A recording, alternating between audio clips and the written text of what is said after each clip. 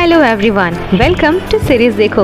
आज मैं आपके लिए the princess and the werewolf का पार्ट 4 लाई हूँ। ये एक बहुत इंटरेस्टिंग वेब सीरीज़ है जो कि फैंटेसी वर्ल्ड पर बेस्ड है। तो हमें दिखाया जाता है कि इस तरह से प्रिंसेस सीपा गलती से मुलांग को एक वाइन पिला देती है, जिसके थ्रू वो अपनी सारी बकबक करने ही वाला होता है, लेकिन इतने में ये लोग आकर के संभाल लेता है और यहाँ पर उसे कुछ भी पता नहीं चल पाता। इधर महल में हेई तांग हेड क्लोथ डिज़ाइनर से मिलती है और कहती है कि आपको एवं कोई भी ड्रेस राजकुमारी को जा करके नहीं देना चाहिए, क्योंकि किंग उसकी बहुत इज्जत करते हैं। तो वो खुद ही राजकुमारी का नाप लेने के लिए पहुंच जाती है, जहां पर वो अपने एरिया का ड्रेस दिखाती है और वो कहती है मुझे ऐसे ड्रेस चाहिए।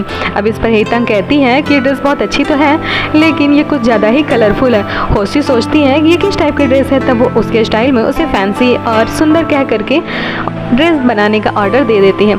अब हम देखते हैं कि हेई तांग जा करके अपने बॉस होंग को जा करके बताती है कि किस तरह से जो क्वीन है यानी कि प्रिंसेस है वो थोड़ी सी वियर्ड लग रही हैं, वो नॉर्मल नहीं लगती। हांग बताता है कि होली पर जैसे ही उस बीस्ट किंग को मिलेगा मैं उसे हरा नहीं पाऊंगा, इसीलिए उसके मिलने से पहले ही तुम्हें किसी भी कीमत पर उसे जान से मार देना है। तो उस विलेन की वाइफ उससे पूछती है कि तुम्हें आखिरकार होली पर चाहिए ही क्यों। तब वो बताता है कि मैं जेल में बहुत दिनों से छुप छुप कर रह रहा था और मैं बहुत मुश्किल से भागा हूँ वहाँ से, और अगर बीस्ट को ये बात पता चली तो वो मुझे जान से मार देगा। इधर हम देखते हैं कि सीपा वाइन ले करके बड़े ही सेक्सी अंदाज में सीधा मुलांग के पास पहुँच जाती है, जो कि मॉन्स्टर रूप में ही होता है। तभी वो कहती है कि क्या मैजेस्टी, क्या आप मेरे साथ मिलेंगे भी नहीं, मेरे साथ गेम भी नहीं खेलेंगे।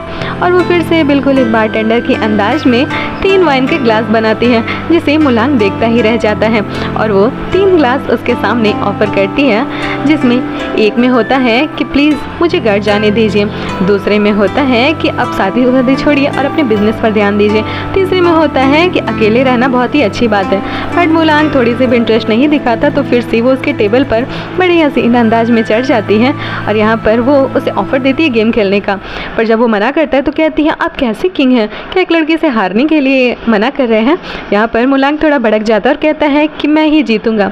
अब यहाँ पर सीपा उसके साथ मिल करके रॉक पेपर सीजर खेलती है, लेकिन बीस्ट किंग के पास जादू होती है और वो इतना ज़्यादा फास्ट होता है कि उसके उंगली दिखाने से पहले ही वो उससे जीत जाता है।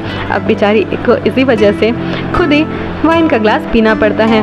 बार बार वो कोशिश करती है, लेकिन हर बार मुलांग उसके मूवमेंट से पहले ही देख करके जीत जाता है। अब बेचारी बहुत ज़्यादा फ्रस्ट्रेटेड हो जाती है, लेकिन ऐसे करके ही आखिरी ग्लास भी उसे पीना पड़ता है। अब बेचारी बहुत ही ज़्यादा ड्रंक हो जाती है, बट फिर भी हार नहीं मानती, लेकिन मुलांग उसे रोकने की कोशिश करता है, लेकिन ये भी थी तो जिद्दी। अब इसे मुलांग बहुत ही सारे रूपों में दिखने लगता है और वो कहता है कि तुम कितने सारे मॉन्स्टर हो, और वो बेचारी ड्रंक हो जाती है और रोते हुए ये कहती है कि प्लीज़ प्लीज़ मुझे घर जाने दीजिए। और वो मुलांग को ऐसी बातें कह देती है जो कि वो चाह करके भी नहीं कर सकता। यहाँ पर मुलांग कहता है कि मैं तुम्हारी सारी बातें मानूंगा, लेकिन इस बात को छोड़ करके। अब वो बेहोशी की हालत में ही उसके बाहों में गिरती है, लेकिन यहाँ पर सीपा को लगता है कि वो उसके साथ ज़बरदस्ती कर रहा है। अब इसीलिए वो अपना हेयर पिन निकाल करके उसे स्टैब कर देती है, जिससे उसे बहुत ज़्यादा दर्द होता है। लेकिन जब वो उसकी मदद करने की सोचती है तो वो उसे डरा करके भाग जाता है। इसी दौरान उसका हेयर पिन गिर जाता है। अब वो बेचारी अफसोस मना ही रही होती है कि मैंने क्यों मुलांग को स्टैब कर दिया। वो अपने जादू से अपने वाउंड को भरने की कोशिश करता है, लेकिन इतने में ही एक मर्डरर आ करके सीपा पर हमला कर देता है और वो चिल्लाने लगती है असैसिन करके। तभी यहाँ पर मुलांग अपनी जैसी भी हालत हो वो असैसिन को आ करके मुकाबला करता है और उसे वहाँ से भगा जाता है। लेकिन सीपा को उसकी बहुत चिंता होती है, तो वो उसके स्टैब के बारे में पूछती है, लेकिन वो उसे चैम्बर के में जाने के लिए कह देता है।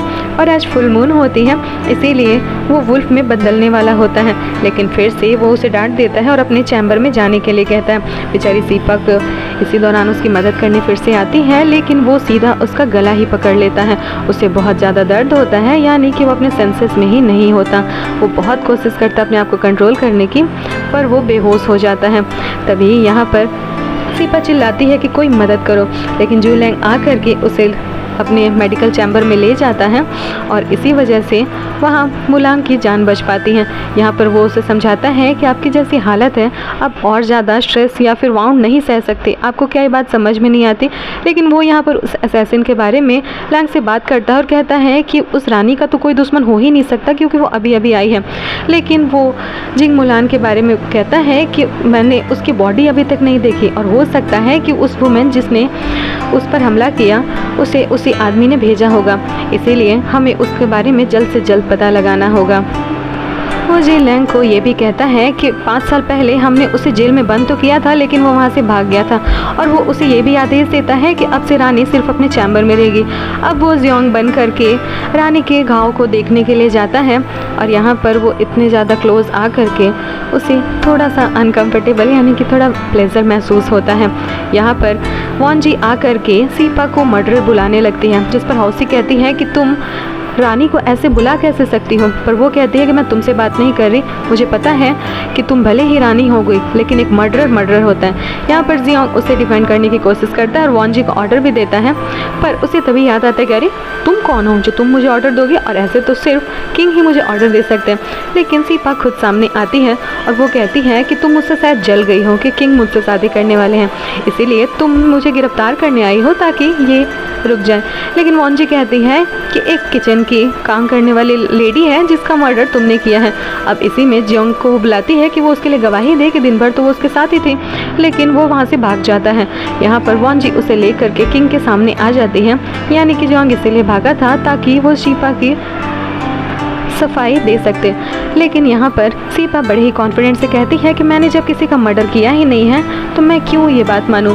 वहीं पर हमें किचन की उस लेडी को दिखाया जाता है जो कि मरी हुई हालत में वहाँ पर पड़े रहती है। तभी यहाँ पर सीपा कहती है कि ये मरी नहीं है, मुझे एक बार ट्राई करने दो, लेकिन ये मरी हुई है तो मैं इसे ज़िंदा कर सकती हूँ। वॉन जी यहाँ पर अगेंस्ट जाती है पर वो उसे बहुत चेक करती है, पहले उसके नर्व्स को चेक करती है, फिर वो उसे CPR देने लगती है बहुत देर कोशिश करने के बाद, और यहाँ तक कि वो उसे उसके मुंह में ब्लो भी कर देती है, जिस पर सारे लोग अपना मुंह घुमा लेते हैं। अब ब्लो देने की वजह से वो लड़की खांसते हुए उठ जाती है और यहाँ पर कहती है कि आप तो बहुत ही अच्छी मेडिकल नॉलेज भी रखती हैं। पर वॉन जी यहाँ पर भी हार नहीं मानती। यहाँ पर वो लड़की भी यही गवाही देती है कि रानी आप मुझे क्यों मारना चाहती हैं, मैंने आपका क्या बिगाड़ा है। पर वो कहती है कि मैं तो तुम्हें देखे भी नहीं, फिर मैं तुम्हें क्यों मारूंगी। अब हमें इंसिडेंट दिखाया जाता है कि सीपा सीधे उसके कुएं के पास आती है और वो उसे धक्का मार देती है और उसे एक और लेडी देख लेती है। हौसी को यकीन होता ही नहीं है कि वो कभी मर्डर भी कर सकती हैं। अब इन दोनों के बीच में बहुत सी भगदड़ होती है और उसी दौरान वो एक हेयर पिन को भी दिखाती है कि इसमें किसी का ब्लड लगा हुआ है, तो ये बताओ कि तुमने किसका खून किया है। यहाँ पर वो बताती है कि ये गलती से मुझसे छूट गया था, पर वॉन जी कोई भी बात मानने को तैयार नहीं होती और हम देखते हैं कि हे तांग की ये सारी चालें होती हैं क्योंकि वो यहाँ पर इस वर्ल्ड में गिरगिट होती हैं, तो वो उसी ने सीपा का रूप बनाकर ऐसा कुछ किया था। अब यहाँ पर किंग कहता है कि जब तक तुम्हारे पास सॉलिड एविडेंस ना हो हम रानी को मर्डर नहीं बुला सकते, इसीलिए हम इस चीज़ को इन्वेस्टिगेट करेंगे। और वो जाने के लिए कहता है, लेकिन वॉन जी उसी पर चिल्लाने लगती है कि हम सब आपकी इज्जत करते हैं, आप इतने ज़्यादा शांत, लेकिन अगर आप इस तरह से धोखेबाज होंगे तो ऐसा नहीं चलेगा, आपको हर मर्डरर को एक जैसा ही करना होगा। यहाँ पर सीपा खुद ही बोलती है कि ठीक है, अगर इसे लगता है कि मैं मर्डरर हूँ तो मुझे जेल में ही डाल दो, लेकिन मैंने मर्डर नहीं किया है और मैं इनोसेंट बनकर ही निकलूँगी। अब यहाँ पर सीपा खुद से जब एक्सेप्ट कर लेती है तो किंग भी बेचारा कुछ नहीं कर पाता। अब जब तक इन्वेस्टिगेशन नहीं हो जाती तब तक सीपा को जेल में रखना होता है, इसीलिए वहाँ के सारे कैदी चिल्लाते हैं और बहुत ही ज़्यादा खुखार होते हैं और वो सब कहते हैं कि प्लीज़ मुझे निकाल दो। यहाँ पर सीपा डर जाती है। अब सीपा को लगता है कि जेल क्या ही बड़ी चीज़ होगी, मैं तो यहाँ रह ही लूँगी, लेकिन इतने में ही एक कीड़ा उसके तरफ आने लगता है और वो बहुत ज़्यादा डर जाती है। वो बहुत ही मेहनत से साइड हटती है, लेकिन वो लोग उसका पीछा ही नहीं छोड़ते, इसीलिए वो चिल्लाने लगती हैं। अब जिसके मर्डर की इन्वेस्टिगेशन हो रही थी वहाँ पर लेडी डिटेक्टिव आकर के उससे पूछताछ करती है, लेकिन किंग जियोंग बन करके वहाँ पर आता है। वो कहता है कि मैं उनका पर्सनल बॉडीगार्ड हूँ तो मैं इन्वेस्टिगेट करना चाहूँगा।